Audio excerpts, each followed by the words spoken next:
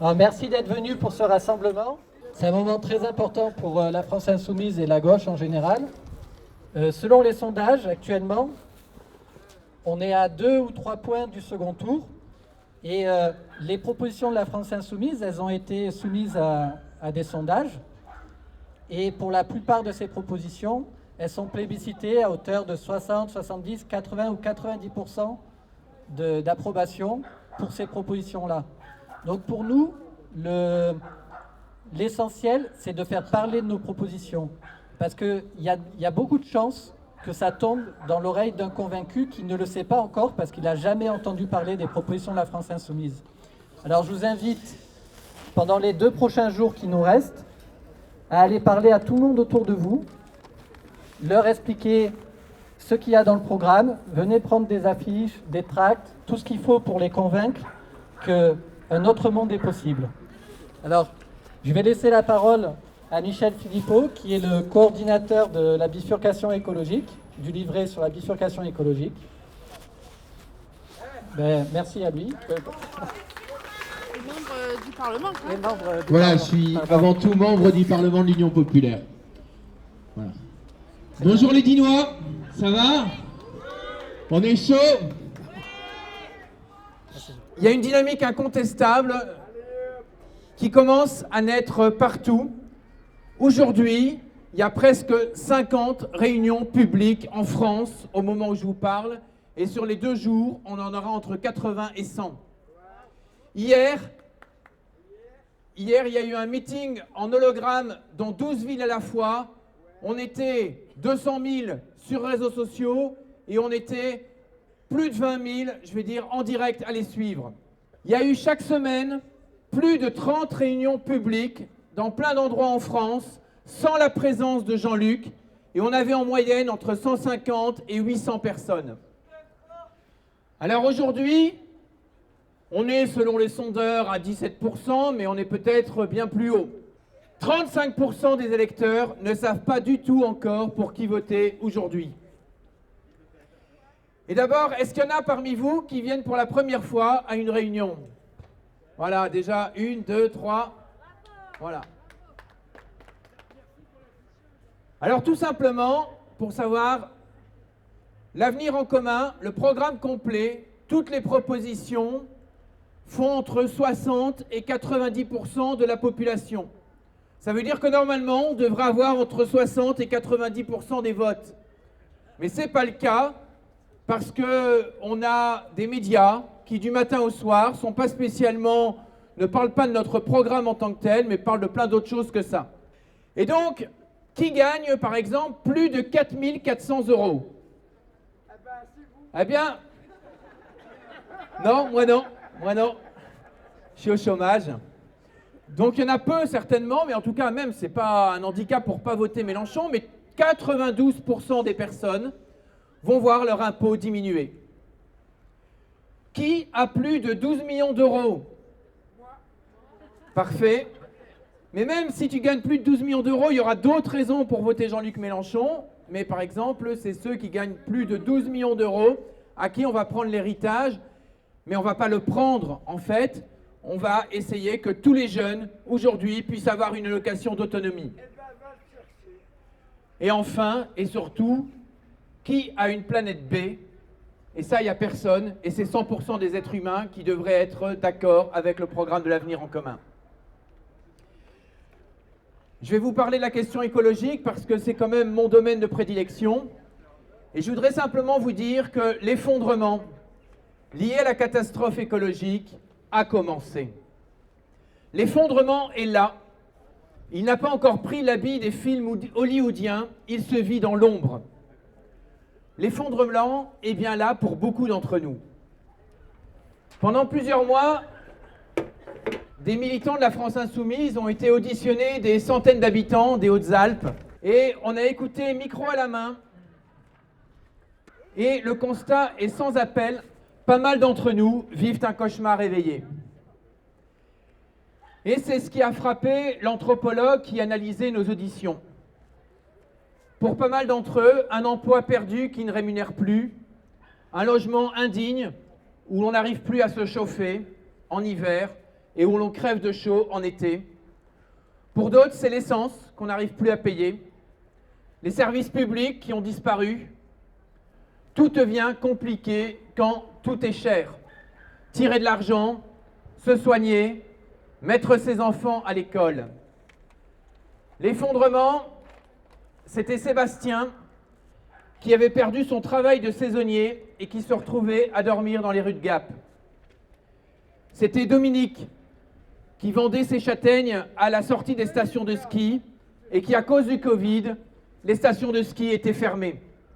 Et lui, il nous a dit, moi je veux pas l'aumône. Bon, Dominique, il était plutôt de droite, mais il disait, moi je préfère me suicider plutôt que d'être aidé. Beaucoup de personnes vivent l'effondrement déjà dans leur chair. Ils n'ont plus confiance en la caste politique qui leur ment depuis des années. Pas mal d'entre nous disent qu'ils n'iront pas voter.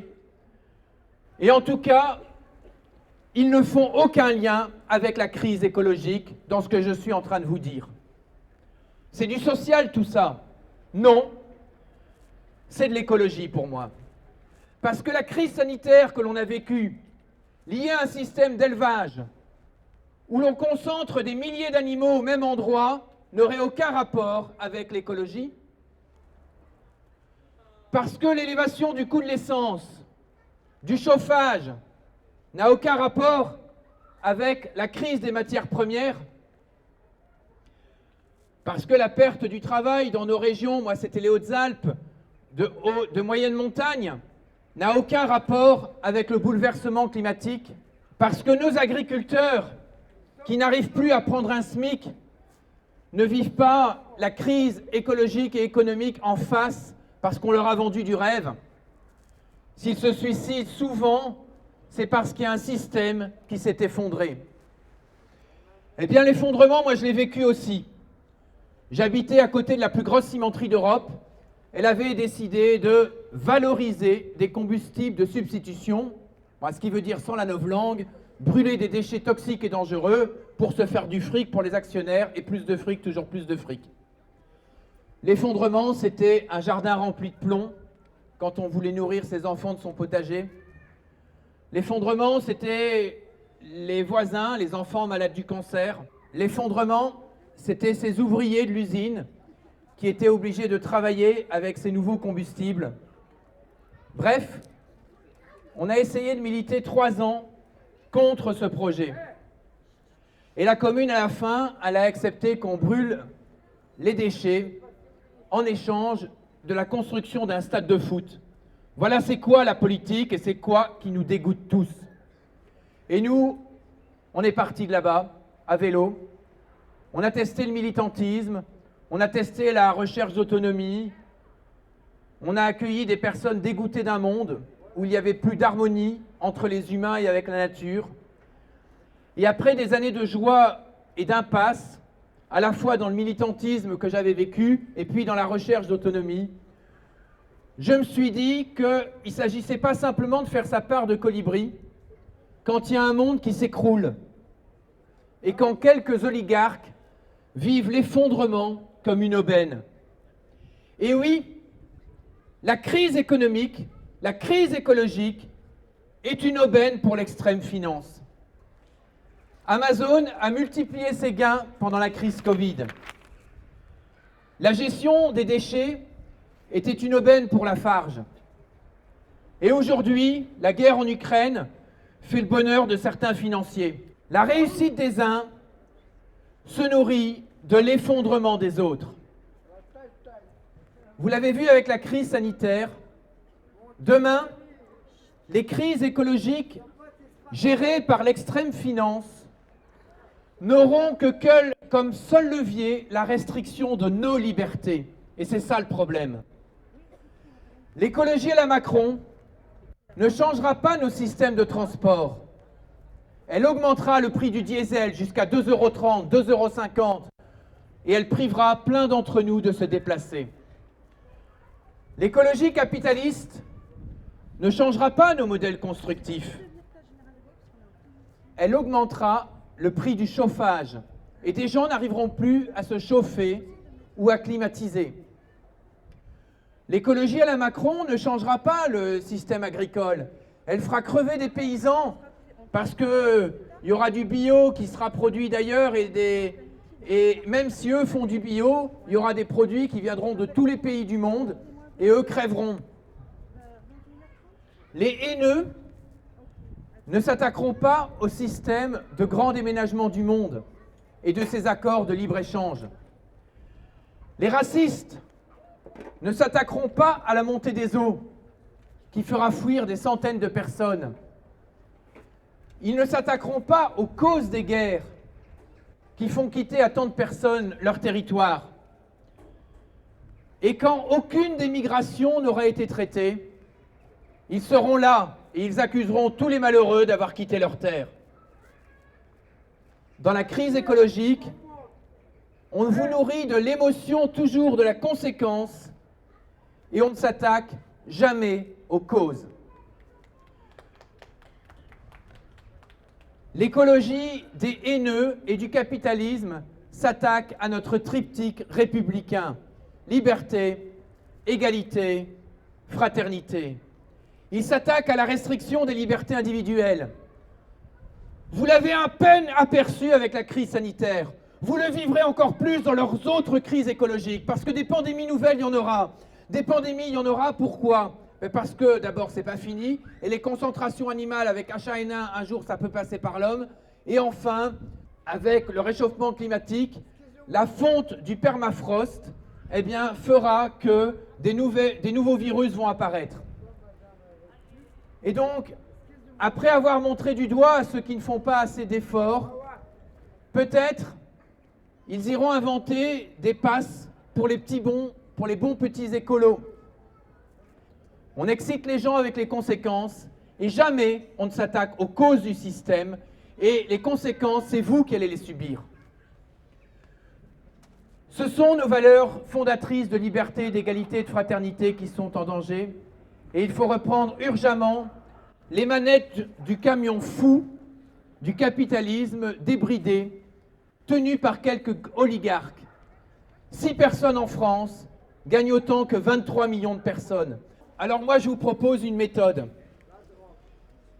Moi, j'ai été trahi par le monde politique, comme je vous ai expliqué avec la vente du stade de foot par le PS local. J'ai vécu les impasses du militantisme et les joies du militantisme, et tous les militants, je dis qu'il faut nous rejoindre. Et j'ai aussi vécu les joies de l'autonomie, essayer de faire autre chose, de construire sa maison. Moi, j'ai moi-même construit ma maison en bois, en terre crue, en paille. Et aussi, j'ai vécu de l'agriculture écologique. Eh bien, il y a un autre monde qui est possible, mais il faut faire parler le monde de l'autonomie avec le monde du militantisme et avec le monde politique. Mais un autre monde politique, s'il vous plaît, pas ceux qui dirigent le monde depuis des années. Personnellement, moi-même, je ne votais plus. Et j'ai rencontré la France Insoumise parce que j'ai été voir de manière complètement apartisane tous les partis politiques, parce que je me suis rendu compte que la construction, c'était 33% des gaz à effet de serre. Je vous résume en gros. D'un côté, on chauffe les matières premières, et donc ça consomme du CO2 et des gaz à effet de serre. Et de l'autre, quand on doit chauffer nos maisons, eh bien, ça donne des gaz à effet de serre, ou quand on met la clim, ça donne des gaz à effet de serre. Eh bien, avec l'association dans laquelle j'étais, on a essayé d'avoir un lien sur les élections présidentielles en allant voir plein de personnes différentes. On a auditionné plein de personnes différentes. On a d'abord été voir les gens de la Fondation pour la Nature et l'Environnement, et ils nous disaient qu'il fallait arrêter d'artificialiser les sols et ne plus construire. On a été voir après la Fondation Abbé Pierre, qui nous disait, eh bien, il faut construire pour toutes les gens et toutes les personnes qui sont à la rue. On a été voir des personnes spécialisées dans les gaz à effet de serre qui nous disaient, il faut changer nos matériaux, il faut construire en pierre, en bois, en terre crue, en paille. Alors tout ça, ça ne va pas vous intéresser tout de suite, mais vous allez voir le lien. Et après, on a été voir des travailleurs du bâtiment, du ciment, qui nous disaient, ben nous on vit la délocalisation en Chine de notre clinker. On a été voir des travailleurs détachés qui venaient de Roumanie, d'Ukraine, ou qui venaient, je veux dire, de Bulgarie, et qui étaient sous-payés. Et en fait, vous vous dites que on n'arrivera jamais à mettre tout le monde d'accord autour de la table. Eh bien, nous, ce qu'on a essayé de faire, c'est de travailler avec toutes les faces du Rubik's Cube. Parce que qu'est-ce qu'on fait d'abord? Eh bien, on travaille les gaz à effet de serre sur la question, par exemple, de l'écologie, et on fait un Rubik's Cube. On essaye d'avoir la face verte. Puis on travaille la question sociale avec, par exemple, les ouvriers du bâtiment et les travailleurs du ciment, et on fait une face rouge. Et puis après ça, on essaye et puis toutes les faces s'engueulent les uns les autres. Eh bien, c'est ce qui reste aujourd'hui du reste de la gauche. Les gens s'engueulent les uns les autres, et en fait, on construit rien ensemble. Eh bien, à la France Insoumise, toutes les luttes, on a été les voir ensemble, et on a fait des débats contradictoires avec eux. Et les gens qui voulaient plus construire ont parlé à ceux qui voulaient construire. Eh bien, je vous assure qu'à la fin, on a réussi à mettre tout le monde autour de la table, et on a créé un programme avec 700 contributions. C'était rien que pour le monde du bâtiment, parce que l'avenir en commun, c'est des dizaines de milliers de contributions. On a mis 700 contributions, et tout le monde a été d'accord autour de la table, sauf quelques boursicoteurs et les patrons du CAC 40. En fait, il y a moyen d'unir notre peuple. C'est pour ça que notre programme s'appelle l'Union populaire. L'Union populaire, pas beaucoup de personnes savent que tous ces programmes ont été triturés dans tous les sens pour que tout le monde puisse être d'accord dans les débats contradictoires. Il est possible à la fois créer des milliers d'emplois et en même temps lutter contre les gaz à effet de serre. Il est possible, évidemment, d'isoler les bâtiments et que les gens aient chaud et donc de diminuer les gaz à effet de serre. Il est possible d'unir même des cimentiers qui pourraient travailler à des réflexions sur la polymérisation de la terre crue. En fait, c'est tous des sujets un peu complexes, mais il est possible d'unir complètement tout notre peuple. Et donc nous, c'est après 40, 60 auditions qu'on a réussi à faire ça. Et les seuls perdants, c'est ça que je voulais vous dire, et c'est pour ça qu'en fait on doit faire 90% à ces élections, ce sont les patrons des multinationales. Et effectivement, il y a des partis qui vont aller voir le petit entrepreneur qui a perdu son boulot à cause du travail détaché. Et il y a des partis qui vont aller voir, qui vont mettre dos à dos les gens qui veulent construire des logements avec des personnes qui veulent artificialiser les sols. Mais en fait, tout ça, sur tous les sujets, on peut unir tout le monde. Un autre monde s'ouvre à nous avec le programme de l'avenir en commun. Voter Jean-Luc Mélenchon, c'est la seule manière de reprendre le pouvoir. Par la 6e République, c'est le peuple en entier qui va se reconstituer.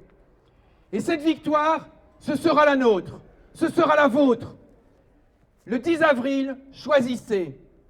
Ou on dégage le méprisant de la République, ou alors on construit ensemble un autre monde. Commune par commune, et on construit ensemble la 6e République. Choisissez le CAC 40, parce que c'est ça le monde de Macron, ou les petites entreprises. Parce que nous, c'est la défense des petites entreprises. Choisissez le 10 avril. Choisissez le blocage des prix à 1,40 € ou l'essence à 2,50 € parce que c'est comme ça que ça finira avec le libre marché. Choisissez la retraite à 60 ans avec Jean-Luc Mélenchon ou à 65 ans et même plus. Choisissez la cantine bio et gratuite pour tous et le développement de l'agriculture biologique ou la poursuite. Aujourd'hui, 92% des gens ont du glyphosate et du plastique dans leur sang. Bon choix le 10 avril, et à la fin, c'est nous qui allons gagner. Et puis surtout, il faut choisir de l'eau pour tous ou le champagne pour quelques-uns. À la victoire!